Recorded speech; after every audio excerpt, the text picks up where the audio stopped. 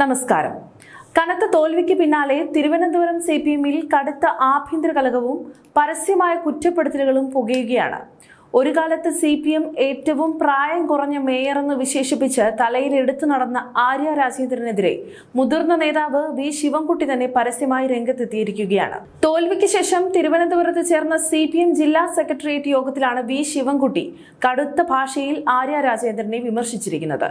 മുൻ മേയർ എന്ന നിലയിലുള്ള ആര്യയുടെ പ്രവർത്തനങ്ങൾ പാർട്ടിക്ക് വലിയ അവമതിപ്പുണ്ടാക്കിയെന്നും തെരഞ്ഞെടുപ്പ് സമയത്ത് ആര്യ രാജേന്ദ്രനെ തന്റെ പ്രചാരണ വാഹനത്തിൽ കയറ്റിയപ്പോൾ സ്ത്രീകൾ അടക്കമുള്ള വോട്ടർമാർ കടുത്ത രീതിയിൽ എതിർത്തെന്നുമാണ് ശിവൻകുട്ടി യോഗത്തിൽ തുറന്നടിച്ചത്. ജനങ്ങളുടെ ഇഷ്ടക്കേട് സമ്പാദിച്ചെന്നും വലിയ ഭൂരിപക്ഷം പ്രതീക്ഷിച്ച ബൂത്തുകളിൽ പോലും പാർട്ടി തകർന്നു പോയെന്നും ശിവൻകുട്ടി ചൂണ്ടിക്കാണിക്കുന്നു. തിരുവനന്തപുരം കോർപ്പറേഷനെ വളരെ തെറ്റായ രീതിയിലാണ് ആര്യ രാജേന്ദ്രൻ നയിച്ചതെന്നാണ് മുതിർന്ന നേതാക്കൾ ഇപ്പോൾ വിലയിരുത്തുന്നത്. 10,000-ഓളം വോട്ടിന്റെ ഭൂരിപക്ഷം പാർട്ടി ഉറപ്പിച്ചു പറഞ്ഞ കോർപ്പറേഷൻ പരിധിയിലെ പല മേഖലകളിലും കേവലം 5 വോട്ടിന്റെ ലീഡ് മാത്രമാണ് CPM-ന് കിട്ടിയത്. ജനങ്ങൾക്ക് ആര്യ രാജേന്ദ്രനോട് കടുത്ത അതൃപ്തിയുണ്ടെന്ന് തെരഞ്ഞെടുപ്പിന് മുൻപേ തന്നെ പാർട്ടിക്ക് ബോധ്യമുണ്ടായിരുന്നു.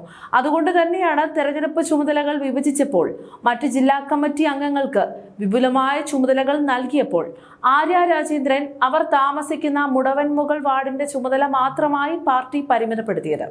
ആര്യയുടെ വീടിരിക്കുന്ന സ്ഥലത്ത് മാത്രം പ്രവർത്തിക്കട്ടെ, അതല്ലെങ്കിൽ കൂടുതൽ തിരിച്ചടി ഉണ്ടാകുമെന്നായിരുന്നു അന്ന് നേതാക്കളുടെ നിലപാട്.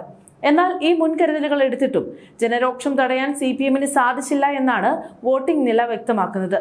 ആര്യ രാജേന്ദ്രനെ പാർട്ടി നേതാക്കളും അണികളും എത്രത്തോളം അകറ്റി നിർത്തിയിരുന്നു എന്നതിന്റെ തെളിവായിരുന്നു പൂജപ്പുരയിൽ നടന്ന വി ശിവൻകുട്ടിയുടെ തെരഞ്ഞെടുപ്പ് പ്രചാരണം. MA ബേബി അടക്കമുള്ള മുതിർന്ന നേതാക്കൾ പങ്കെടുത്ത ആ വേദിയിലേക്ക് ആര്യ രാജേന്ദ്രന് ക്ഷണം ഉണ്ടായിരുന്നില്ല. എന്നിട്ടും ശ്രദ്ധ പിടിച്ചുപറ്റാനായി അവർ തന്റെ കുഞ്ഞുമായി ആ തിരക്കിനിടയിൽ വന്നു നിന്നു. എന്നാൽ വേദിയിലുണ്ടായിരുന്ന നേതാക്കളോ അണികളോ എന്തിനേറെ മാധ്യമങ്ങൾ പോലും അവരെ തിരിഞ്ഞു നോക്കാൻ തയ്യാറായില്ല. നേതാക്കൾ പലരും കണ്ടിട്ടും കാണാത്തതുപോലെ നടന്നുപോയത് അന്ന് വലിയ വാർത്തയായിരുന്നു. തന്നെ വേദിയിലേക്ക് ക്ഷണിക്കുമെന്ന പ്രതീക്ഷയിൽ ആര് നിന്നെങ്കിലും കടുത്ത അവഗണനയാണ് നേരിടേണ്ടി വന്നത്. ഇതിനുശേഷമാണ് ജനരോഷം മറികടക്കാൻ ശിവൻകുട്ടിയുടെ പ്രചാരണ വാഹനത്തിൽ അള്ളിപ്പിടിച്ച് ആര്യ രാജേന്ദ്രൻ യാത്ര ചെയ്തതും അത് വോട്ടർമാരെ കൂടുതൽ പ്രകോപിപ്പിച്ചതും. ആര്യ രാജേന്ദ്രന്റെ ഈ ജനവിരുദ്ധ സമീപനത്തിന്റെ വില ഒടുവിൽ നൽകേണ്ടി വന്നത് ഭർത്താവും ബാലുശ്ശേരിയിലെ സിറ്റിംഗ് MLA-യുമായ സച്ചിൻ ദേവിന് കൂടിയായിരുന്നു. സച്ചിൻ ദേവിനെതിരായ വലിയ വ്യക്തിപരമായ എതിർപ്പുകൾ മണ്ഡലത്തിൽ ഇല്ലായിരുന്നെങ്കിൽ പോലും ആര്യ രാജേന്ദ്രന്റെ അഹങ്കാരവും ജനങ്ങളോടുള്ള സമീപനവും കാരണമാണ് ബാലുശ്ശേരിയിലും CPM പരാജയപ്പെട്ടത്.